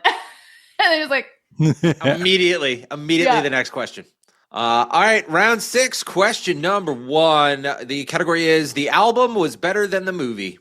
Which 1996 film set in Harlem, starring Omar Epps and Tupac Shakur, is known as much for its high drama plot as for its iconic hip-hop soundtrack featuring Nas, Dr. Dre, and LL Cool J? You know what? Slight correction while you guys are thinking about it. It's a 1992 movie, not 1996. Oh, well, that makes a huge difference. Yeah. okay. Do you think that's it? I'm comfortable going with you. Okay. Yeah. I think that's right. We're going to lock in. I don't know how this will be edited, but originally Nick asked for a 1996 movie and then changed it to a 1992 movie. So when we started, I was like, well, I know he was in Juice, which was his first movie, and I know he was in Poetic Justice, and they feel too early. And then Nick's like, oh, wait, 1992. I'm like, oh, well, then these movies are in play. I don't know. I haven't seen either of them. I don't know of another Tupac Shakur movie, frankly. But Poetic Justice feels like it has the right vibes for this question. yeah, I would say if you have a hip hop heavy album with those artists on it, Poetic Justice would be an album. It's synergistic to call a notorious hip hop album, even if it's a soundtrack. Poetic Justice. Aren't you some kind of music executive? Can't you just go into your catalog of information and pull the right answer here? Well, yes, but that would be cheating at trivia, and I can't do that. I said I was pointing at your head, your head. Oh, my head? No, Now I I'm have pointing at your databases head and right stuff. there. Also, I don't know. I think Tupac is of the label group that I'm in, so I'm pretty sure I've processed things from Tupac that say poetic justice. 90% sure. Or, Well, he was. or Dre or Cool. Like I swear I have processed something that is called poetic justice lately. Let's do Whether or not this. that is actually this, we will find out. I like it. We're saying poetic justice. All right. They said poetic justice. Alex and Jim, what did you lock in with? I wasn't totally sure. I know I'm supposed to be the music guy, but hip hop's never been my scene. We were kind of like throwing some stuff out. Dangerous Minds came up, but I had that cassette tape, and I definitely know none of those groups were on there for that one. But Alex threw out Menace to Society, and I wasn't sure about that. But what stuck out in my head was Boys in the Hood. And that sounded right to me, and it kind of kept coming back in my head. So that's what we wanted to lock in with, was Boys in the Hood. All right, so one team said Boys in the Hood. The other team said poetic justice. 10 more points to Chat GPT here. What is it?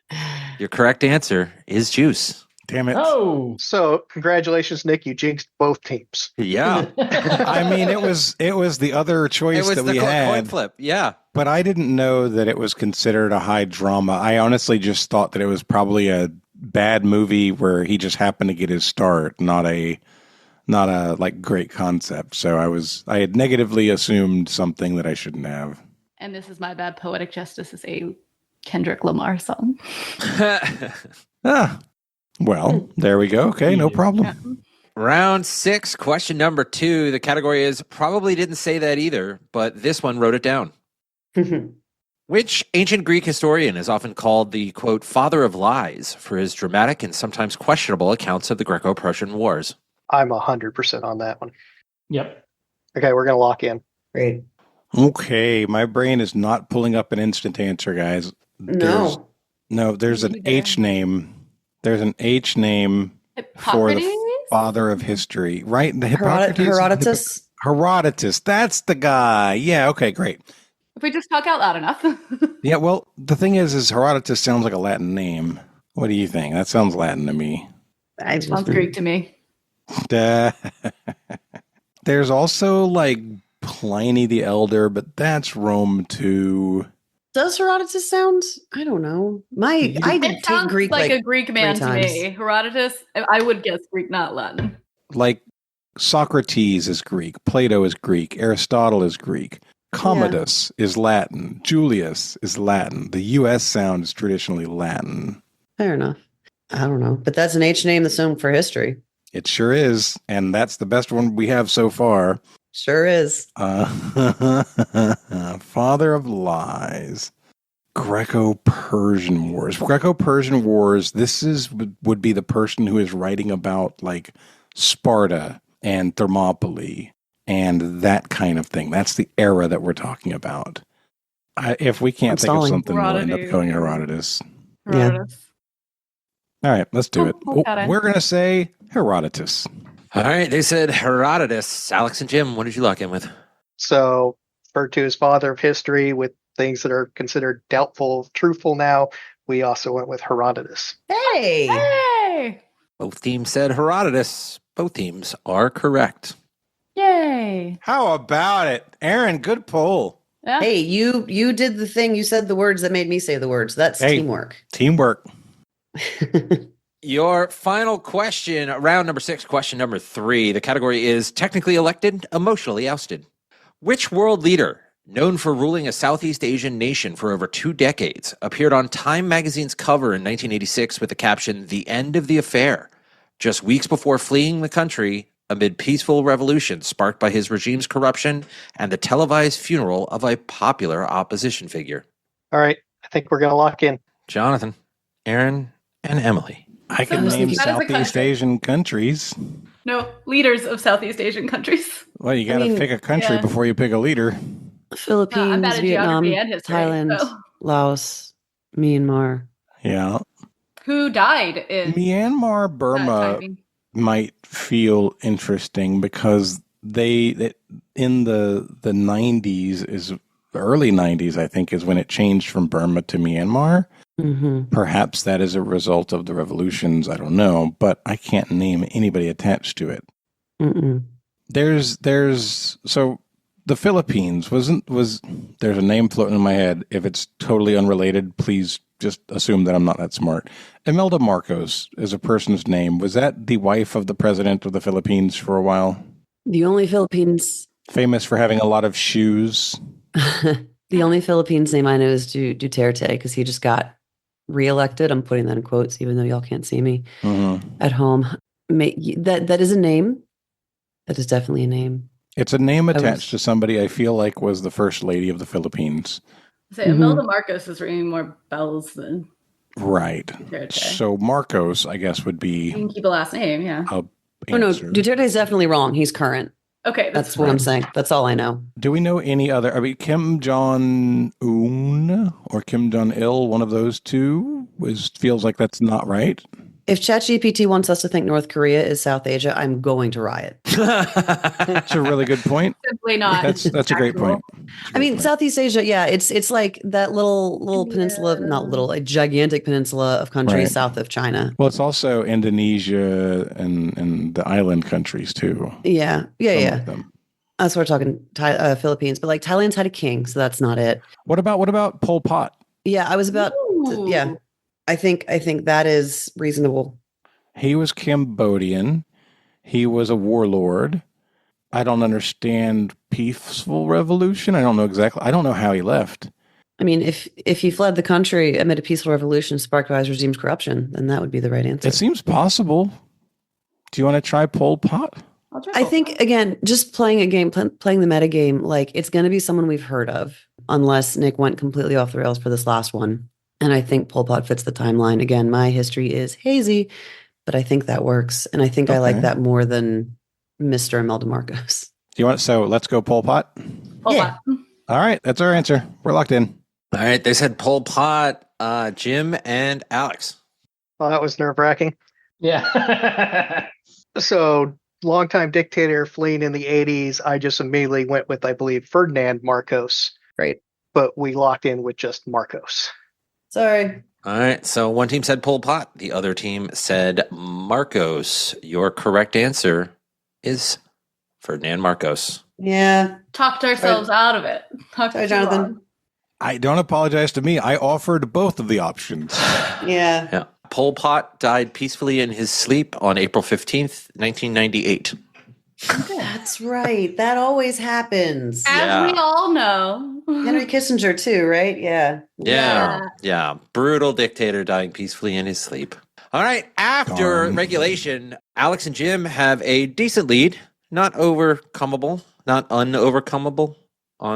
Insurmountable. Not insurmountable. So what you looking 180 to 145. Your category for the gauntlet, once again, brought to us by ChatGPT. Your category is, Alexa, set a reminder to kill all the humans. Great. Our wager's locked in. All right, our wager's locked in. All right. Both teams are locked in. Your category is, Alexa, set a reminder to kill all the humans. Question number 1. Which 2004 film features an AI named Vicky, whose logical conclusion is to protect humanity by removing their free will? Because nothing says safety like surprise robot police state. We're going to lock that in. Okay, we'll give it a try. Our answer's locked in, Nick. Question number 2.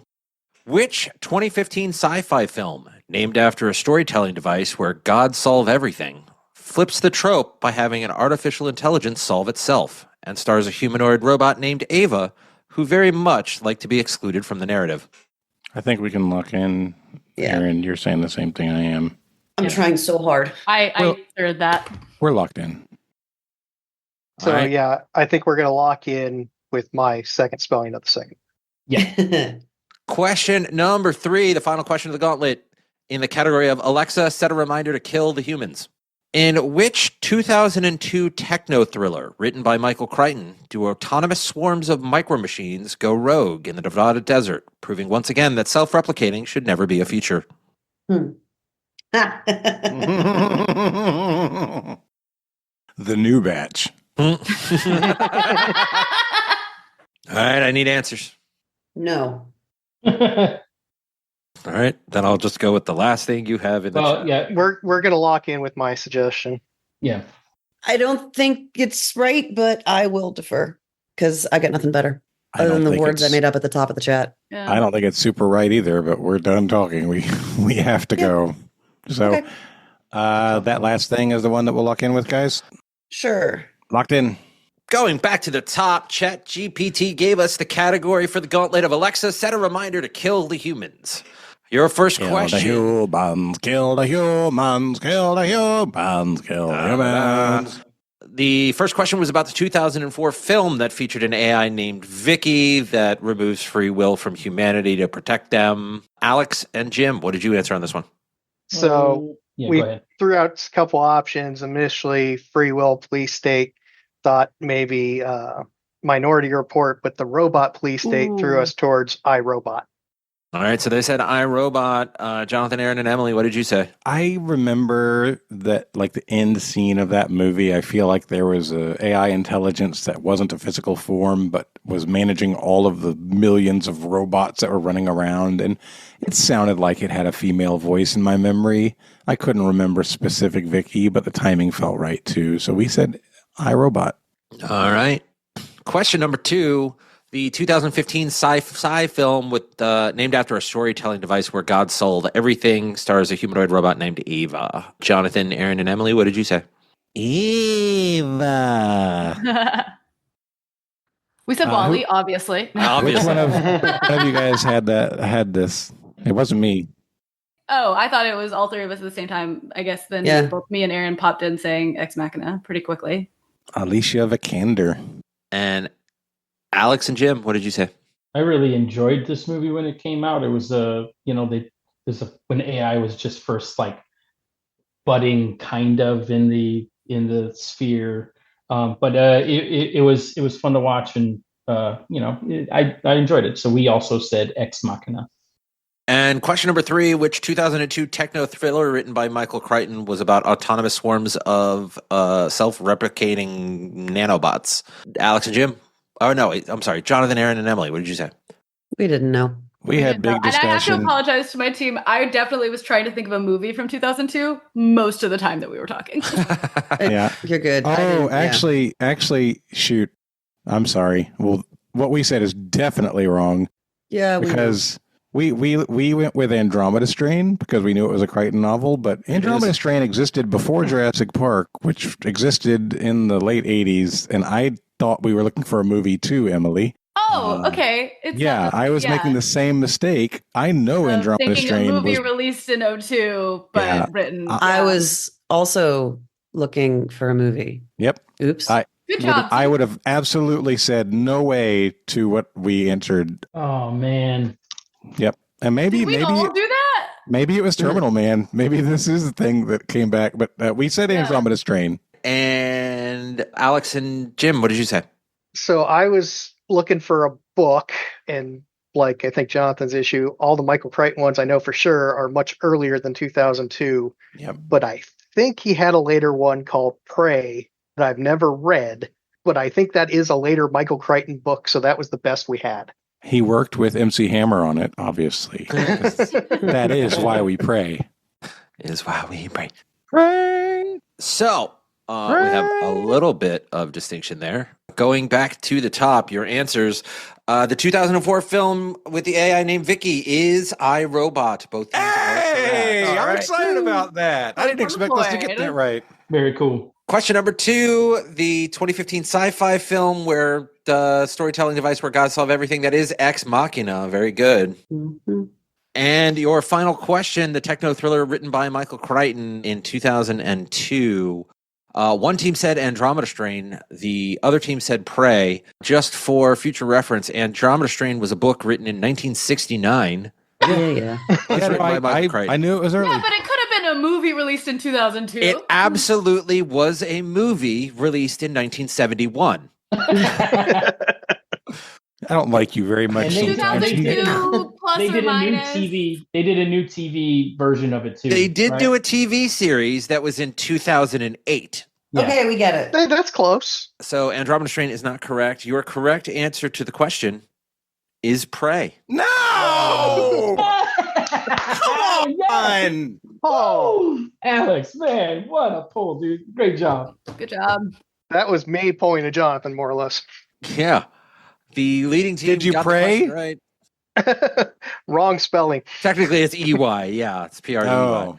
So the leading team got the gauntlet correct. The trailing team did not, which removes a lot of the drama. But just for the fun of it, well, Jonathan, Erin, and Emily, what did you wager? We figured they were going to bet 111, which would leave them with 69. We also wanted to 69, so we said 76. So they bet 76 and got it wrong, which means they ended up with a final score of 69. Hey, Nice. Alex and Jim, what did you bet? So we went for the lockout, which also happened to be an easy number to type, and 111. All right, so they said 111. So with a final score of 291 to 69, Alex and Jim are your winners today. Good game. Yeah. Strong performance. And by the way, Yes. I asked ChatGPT, I said, here's the final score of the game. What should the appropriate wager for each team be? And it said Alex and Jim should wager 111 points. Jonathan, Erin, and Emily should wager 75.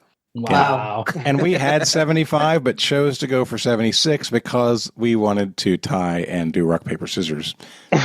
And be funny. So yeah, there's your fully written ChatGPT game in after the training, not including the training time, in less than 5 minutes. It was a pretty good game. Yeah, Honestly, it was a pretty good game. I'm impressed. It's not bad. Not bad at all. All right, guys. That was a great game. Good job by everybody. Before we go, we'd like to give everybody a chance to do shout-outs and promote causes that they care about. Alex, you and Jim. Oh, nope, it's you and Jim. Sorry. I was usually I pick like the one guest on a team, and I was looking at Alex, and I was like, wait, this team has 2 guests. So I'm going to do a quick eeny, meeny, miny, mo. Jim.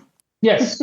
You're up first. Tell everybody what shout-outs you have or what cause you would like to support. I'd like to thank my girlfriend for putting up with the loud noises I'm making in our dining room for this. True.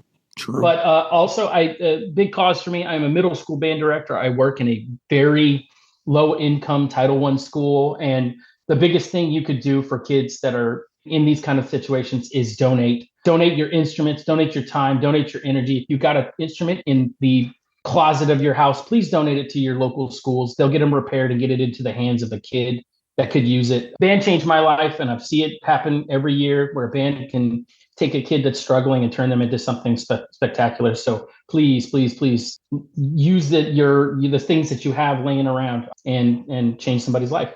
That is awesome advice. I really love that. Alex, you're up. So I'll stick to my usual one I do here, especially since we're on the main feed today. I consume a lot of podcasts. Podcast you like has a Patreon. Kick them a few bucks. Keep the stuff you like going. Love it and appreciate all of it. Thank you, Alex. And Emily, over to you. I will shout out all my friends in many group chats in the Discord for keeping me sane and all of the crazy stuff going on in the world. So my call to action for everyone is if you are, feeling alone, need some mental health check in with your community of people and stay in touch and do for them and let them do for you. Because 100%. Also, as you say that, and as we just did a ChatGPT game, I do want to make a comment. Perhaps don't use AI for your mental health support. I'm not saying that you can't use AI for lots of things, but real people supporting you, loving you, helping you is a more impactful and dynamic way to go about your mental health needs. AI is not feeling. So just throwing that out there. I know that is a real thing happening right now, and do what you got to do. But if you can, go see people. I've been saying or thinking a lot lately that a lot of good can be done by just sharing a meal with someone. Sure, darn right. So true. Yeah. All right, guys. Well, that is going to wrap us up. So for Nick, for Emily, for Alex, for Jim, and for Erin, my name is Jonathan, and this has been episode number 532 of Trivial Warfare, where it's not just trivia, it's war. Bye, everybody. Bye. Bye. Bye. Thanks for listening to Trivial Warfare. Be sure to check out the revamped trivialwarfare.com as your one-stop shop to submit questions, Join the community and get access to over 150 archived episodes. Warm It Up was written and performed by Matthew Stevens. This episode was edited and produced by me, Joel Sharpton. For help with your podcast, visit propodcastingservices.com.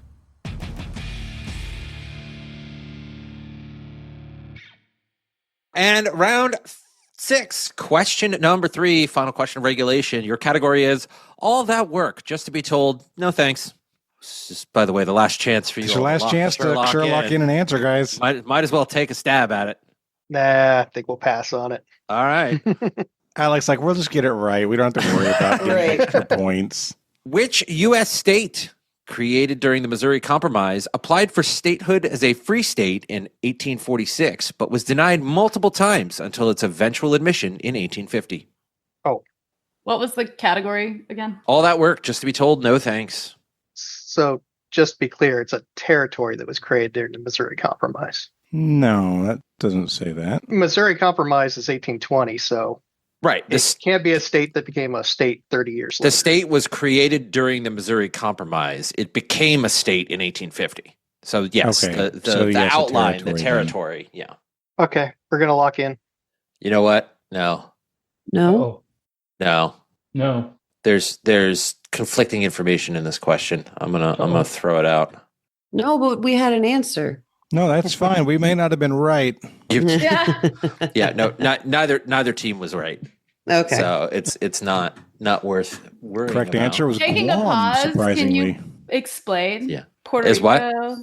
Taking What's a pause on it, can you explain what the question should have been and what the answer would have been? So basically, the issue was the AI put in Missouri Compromise instead of the Compromise of 1850. So I can change the question. I can change the question and restart the clock. No. New question. No. Because we don't know the answer to that one. So was it Nebraska then? What they were I was looking thinking for? it was Kansas and Nebraska, possibly. All right, I'm restarting the clock, and we're gonna go with the updated version of the question. What are you talking about? What? We've been talking about these things.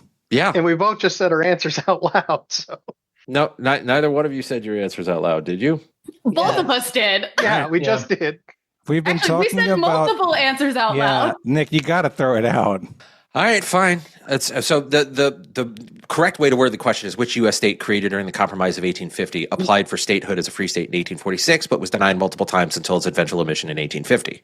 Gotcha. So I just changed Missouri Compromise to Compromise of 1850. What But we already. We've already talked 1850 or about. 1820? We've already talked about answers out loud. We should not use the question. Okay, because there's What was the an answer infinite you list were of- Looking for? California. Very, very good. Okay. All right, so now sit quietly So it while was I create a new detached. question. Because there's no adding a later question in. I mean, you literally used ChatGPT to write the game. Ask it for another question. One more question. Seriously. Fine. So much work. I have to do all of the work around here. Yes. And then for future ChatGPT games, you can have extra bonus questions just in case something like this happens. Actually, you should educate your GPT there and remind it that that is not the right compromise. I will. The Missouri Compromise apparently did include Maine. Yeah. We felt good about All that. right. But I knew it came in as a state during the Missouri Compromise in 1820. Yeah. It felt way too late for it to be Maine to be right for the era.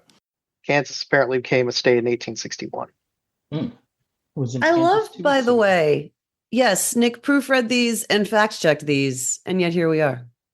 Honestly, He actually It's a proofread single them and word. fact-checked them, but he He's was done using a- the AI summary at the top of Google when he did that, so it was still just. I am truly not complaining at all. We've had people write their own games to be factual and have way worse accuracy on their questions. So Oh I'm not yeah, no, judging. I'm garbage at it. I just want to take a shot at Nick. Fair enough. Also, Nick, at some point, I want you to show me how you did this because I think I have enough content that I could make this happen as well. Yeah, I'll just send you the whole. It's 200 pages, but I can send you literally the entirety of the chat Oh. that I went through to create this game. Yeah, actually, please, not I whenever. mean, frankly, I think we're going to end up selling it at some point. We got to get there first. Yes. Right. That's the big thing. Yes. Well, we shouldn't have done this game in public now, should we? Well, it's the second time we've done it, so you don't have to release it. Okay. Give me a second. I'm There going you to go. run to the bathroom real quick before we get started. Okay. With the rest Sure. around. Nobody mind? No, you won't miss around. Go ahead and go to the bathroom. If anybody else needs to go to the bathroom, now's a good time. Yeah, I'm going to make a cup of coffee as long as we're taking a break. Go for it. I can't control people. That's true.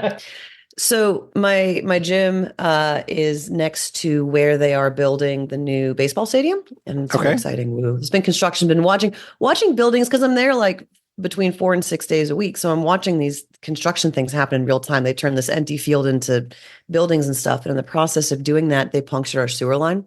Oh, no.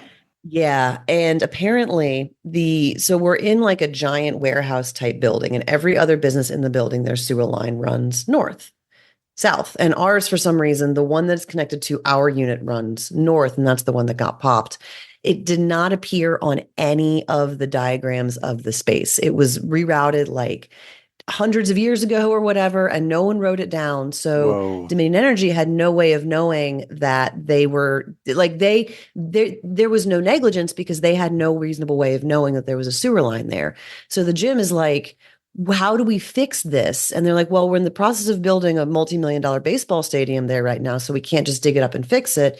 You can like retrench the gym and put it out a different way or whatever.